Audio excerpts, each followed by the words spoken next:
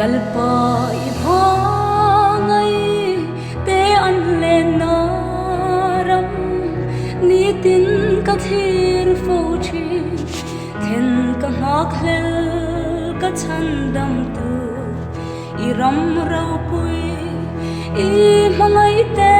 lenna chandam fa te an leng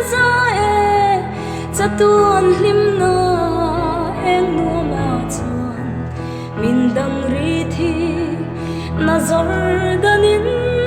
chu mun khen turin Nitla ngailo zayon khawpui ngain karu ka trop chun ni tenin Wan rau pui sin ni nan leng za etlan sa te lim top lovin kai po ka shin nun aral me chu ram moya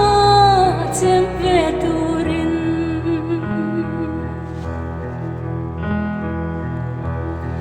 khale ram rau he lei ka chen na ka lâu ni thêm na chung pui ka công ti boy tu a lâu gì nghe ka kal thiam lo lalpa tharau thiang him lo le ngang che sual na chung pui them kiang turin karum na ram thêm ron tien turin Nitla ngailo zayon khawpui ngain karu ka trop chun ni tinin wan rau pui sin ni nan leng za etlan sa te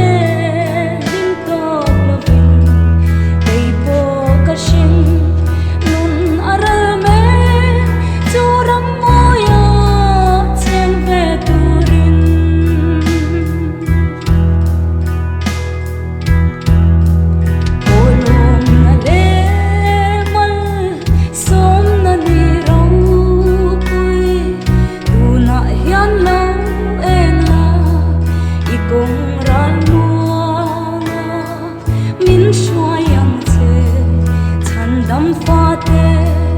kan za lenna turin eng ti ka her chu ve ang mo ti hian ni tin ka thir bang I lenna ram zayon khawpui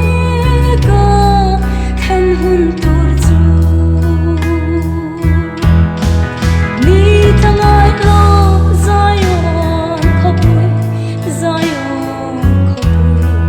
ngain karu ka trop chun